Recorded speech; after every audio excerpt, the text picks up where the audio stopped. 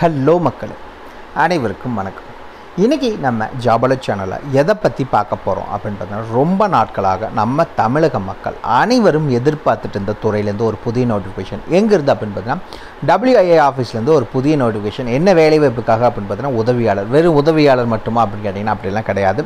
அதில் இல்லாமல் டெக்னிக்கல் சைட்லேருந்தும் இந்த வேலைவாய்ப்புக்கு நிறைய வேலைவாய்ப்புக்கு ஆட்கள் தேர்ந்தெடுக்கிறாங்க. அதை பற்றின ஃபுல் டீட்டெயில்ஸும் இந்த வீடியோவில் நம்ம பார்க்கலாம். ஸ்கிப் பண்ணாமல் ஃபுல்லாக பாருங்கள், அப்படி தான் எல்லா டீட்டெயில்ஸும் உங்களால் தெரிஞ்சுக்க முடியும். ஸ்கிப் பண்ணிங்கன்னா பாதி டீட்டெயில்ஸ் உங்களால் தெரிஞ்சுக்க முடியாமல் போயிடும். குவாலிஃபிகேஷன்ஸை பொறுத்த வரைக்கும் மினிமம் 10th. அப்போ 10th வேலைவாய்ப்பு இருக்கான்னு கேட்டிங்கன்னா 10th வேலைவாய்ப்பும் கொடுத்துருக்காங்க. அதே மாதிரி டிப்ளமோ, அது எந்த டிபார்ட்மெண்ட்டாக இருந்தாலும் சரி, டிப்ளமோ படிச்சிருந்தீங்கனாலும் அப்ளை பண்ணுறதுக்கு எலிஜிபிள். அதே மாதிரி கிராஜுவேட் படிச்சிருந்தாலும் அப்ளை பண்ணுறதுக்கு எலிஜிபிள். இந்த மாதிரி தனித்தனியாக ஒவ்வொரு வேலைவாய்ப்புகளுக்கும் ஒவ்வொரு இது கேட்டிருக்காங்க. அதை பற்றின ஃபுல் டீட்டெயில்ஸும் நம்ம பார்க்கலாம். முழுக்க நிரந்தர அரசு வேலை தான். பெர்மனன்ட் கவர்மெண்ட் ஜாப், டெம்பரவரியோ கான்ட்ராக்டெல்லாம் கிடையவே கிடையாது. இந்த வேலைவாய்ப்பை பொறுத்த வரைக்கும் வெறும் எக்ஸாமினேஷன் மட்டும்தான் வைக்கிறாங்க. அந்த ரிட்டன் எக்ஸாமினேஷனில் நீங்கள் பாஸ் பண்ணால் போதும். எந்த ஒரு நேர்காணல், அதாவது இன்டர்வியூ எல்லாம் இந்த வேலைவாய்ப்பு கிடையவே கிடையாது. முழுக்க ரிட்டன் எக்ஸாமினேஷன் மட்டும்தான். அதில் பாஸ் பண்ணிட்டீங்கன்னா இந்த நிரந்தர அரசு வேலைக்கு நீங்கள் ஜாயின் பண்ணிடலாம். சம்பளத்தை பொறுத்த வரைக்கும் ஆரம்ப சம்பளம் 35,400 ரூபாய், அதிகபட்சம் அப்படின்னா 1,12,400 வரைக்கும் உங்களுக்கான மாத சம்பளம் வழங்குறதாகவும் சொல்லியிருக்காங்க.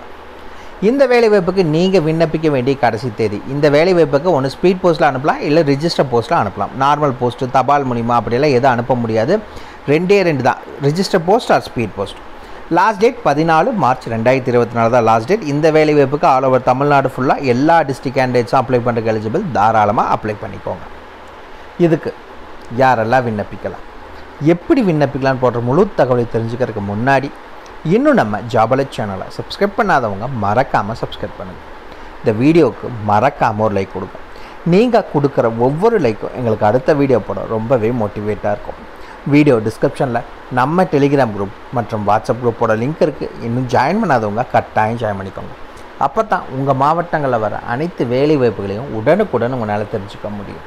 அதே வீடியோ டிஸ்கிரிப்ஷனில் இந்த வேலைவாய்ப்புக்கான அஃபிஷியல் நோட்டிஃபிகேஷன் லிங்க்கும் ப்ரொவைட் பண்ணியிருக்கோம். மறக்காமல் உள்ளே போங்க, கிளியராக படிங்க, அதுக்கப்புறமா அப்ளை பண்ணுங்கள்.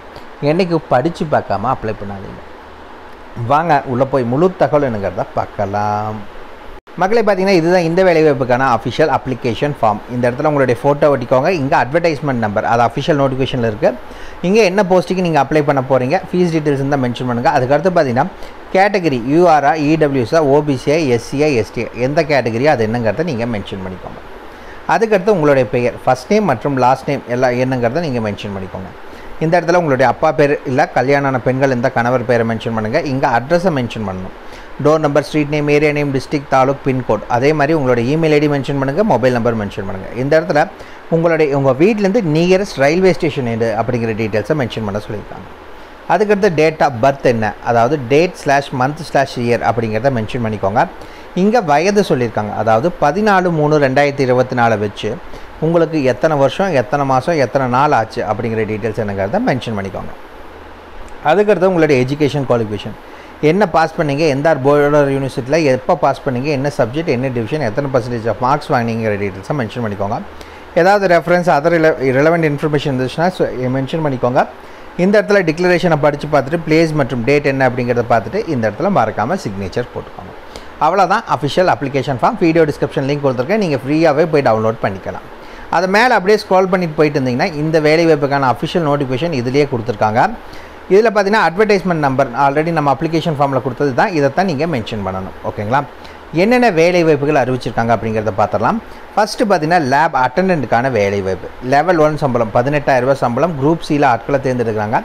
10th பாஸ் பண்ணியிருந்தால் போதும், அப்ளை பண்ணுறதுக்கு எலிஜிபிள். இரண்டாவது டிரைவருக்கான வேலைவாய்ப்பு. குரூப் சியில் ஆட்களை தேர்ந்தெடுக்கிறாங்க. 10th பாஸ் பண்ணியிருந்தால் போதும், ஹெவி மற்றும் லைட் மோட்டார் டிரைவிங் லைசன்ஸ் வேணும். மூணாவது டெக்னிக்கல் அசிஸ்டண்ட்டுக்கான வேலைவாய்ப்பு. குரூப் பியில் ஆட்களை தேர்ந்தெடுக்கிறாங்க. லெவல் 6ல் சம்பளம் 35,400 ரூபா ஸ்டார்டிங் சேலரி. இந்த வேலைவாய்ப்புக்கு பார்த்தீங்கன்னா நீங்கள் கிராஜுவேட் முடிச்சிருக்கணும். பிஎஸ்சியோ இல்லை பிசிஏவோ இல்லை பிஇ பிடெக் படிச்சிருக்கீங்க, இல்லை பிஜி டிகிரி இல்லை ஐடிக்கு ரிலவெண்ட்டான டிகிரி படிச்சிருக்கீங்க, டிப்ளமோ படிச்சிருக்கீங்கன்னு நீங்கள் அப்ளை பண்ணலாம். அப்படி இல்லை அப்படின்னா டிப்ளமோ எனி டிகிரியில் படிச்சிருக்கீங்க, எனி டிப்ளமோ படிச்சிருக்கீங்க அப்படின்னா நீங்கள் அப்ளை பண்ணுறதுக்கு எலிஜிபிள் இந்த வேலைவாய்ப்பை பொறுத்த வரைக்கும். இந்த வேலைவாய்ப்புக்கு பார்த்தீங்கன்னா இதில் கொடுத்துருக்க ஏஜ் லிமிட் எல்லாமே ஜென்ரல் கேட்டகிரி, அதாவது அன்ரிசர்வ் கேட்டகிரிக்கு தான் உங்களுக்கான ஏஜ் லிமிட் இது. அதாவது அன்ரிசர்வ் ஓசி இவங்களுக்கு தான். இது இல்லாமல் எஸ்சி எஸ்டி ஓபிசி உடல் ஊனமுற்றோருக்கு ஏஜ் ரிலாக்ஸேஷன் இருக்குது. லேப் அட்டண்டன்ட் 18 முதல் 28, டிரைவர் 18 முதல் 27, டெக்னிக்கல் அசிஸ்டன்ட் 18 முதல் 28. இது ஜென்ரல் கேட்டகிரிக்கு. இதில் பார்த்தீங்கன்னா ஓபிசி கேட்டகிரி அப்படின்னா உங்களுக்கு 3 வருஷம் ஏஜ் ரிலாக்ஸேஷன். SC/ST அப்படின்னா உங்களுக்கு 5 வருஷம் ஏஜ் ரிலாக்ஸேஷன்.